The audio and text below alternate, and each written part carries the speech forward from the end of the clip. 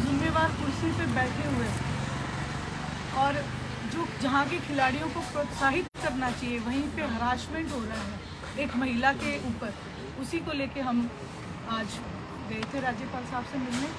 और हमने ये भी उनसे कहा है कि यदि कोई वाजिब कार्रवाई नहीं हुई, यदि उन्होंने त्यागपत्र नहीं दिया या उन्हें अरेस्ट नहीं किया तो इंडियन नेशनल लोकदल की जितने भी महिला इकाई है वो सड़कों पे आके प्रदर्शन करेगी जब तक कि वो अपने मंत्री को गिरफ्तार नहीं करेगी।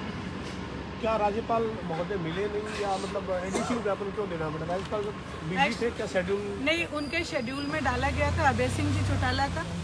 अभय भाई साहब की तबीयत आज थोड़ी ख़राब थी, इसलिए हम लोग यहाँ पे आए थे, तो उन्होंने इसी वजह से कहा कि आप एडीसी को दें। मैम, जिस तरह ये पूरा मामला जब सामने आया, जो महिला कोच है उन्होंने INLD के दफ्तर में प्रेस कॉन्फ्रेंस की, उसके बाद जब संदीप सिंह ने प्रेस कॉन्फ्रेंस की, उन्होंने कहा कि एक राजनीतिक ऑफिस के दफ्तर में ये प्रेस कॉन्फ्रेंस की गई है, तो कहीं ना कहीं ये पूरा मामला छवि को खराब करने के लिए राजनीति से प्रेरित है।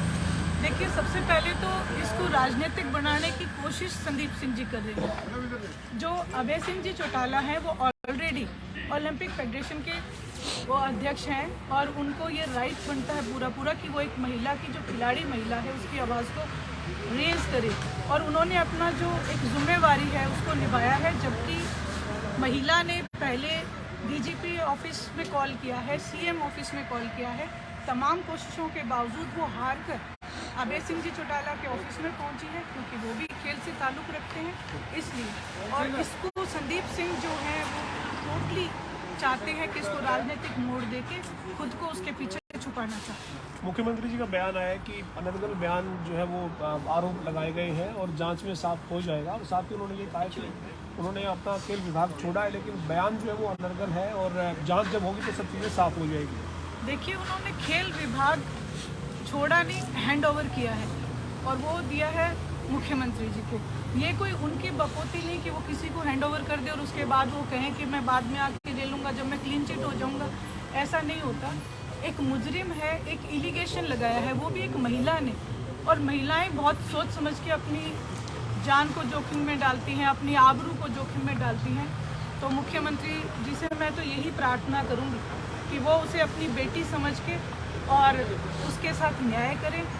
और जो SIT जो उन्होंने गठित किया है वो भी केवल संदीप सिंह जी के कहने पे किया है, ना कि महिला कोच के कहने पे। महिला कोच ने अपनी जो FIR है वो चंडीगढ़ पुलिस को दी है, तो वहीं से SIT भी गठित होनी चाहिए। मैम, आपने कहा कि प्रदर्शन किया जाएगा महिला विंग के द्वारा, कब प्रदर्शन करेंगे और किस तरह से किया जाएगा और कब तक?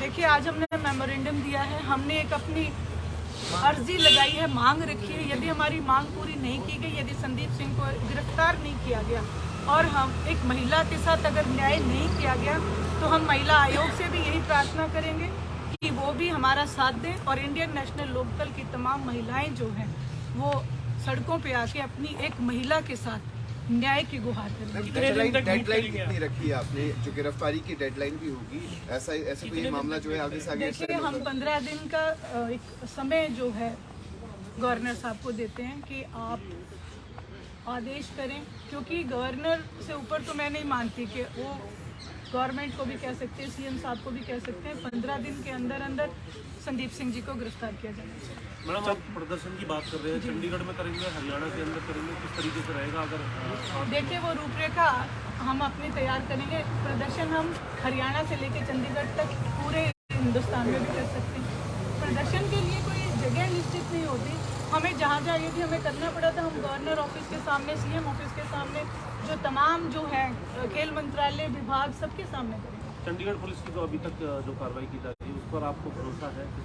देखिए, अभी उन्होंने FIR लॉन्च किया है, हम उसके ऊपर एक तरीके से भरोसा व्यक्त कर सकते हैं, क्योंकि एटलीस्ट वहाँ जाके उन्होंने FIR तो लिखाया, लेकिन हमारे यहाँ से तो जैसा कि सुनने में आया है, जो महिला कोच ने आरोप लगाए हैं, DGP के ऑफिस में अगर कॉल किया तो ये कहा गया कि आप इतने बड़े आदमी से आप क्यों पंगा ले रहे हो। इस तरीके की भाषा का जो इस्तेमाल करना है, ये लोकतंत्र की हत्या करने के बराबर है।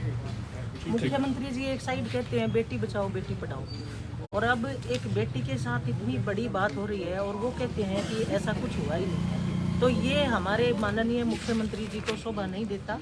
और हमारी इंडियन नेशनल लोकदल की महिलाओं की ये मांग है क्योंकि इंडियन नेशनल लोकदल पार्टी एक राजनीतिक पार्टी ना होकर के सामाजिक पार्टी भी है। समाज में जब इस प्रकार के कोई अनर्गल बातें होंगी तो ये पार्टी हमेशा मुद्दा उठाएगी। और जो परम आदरणीय भाई अभय सिंह चौटाला जी ने प्रेस कॉन्फ्रेंस की है तो वो एक महिला समाज के लिए प्रेरणादायक है, क्योंकि महिलाओं को मान सम्मान देने में ये पार्टी कभी पीछे नहीं हटती है।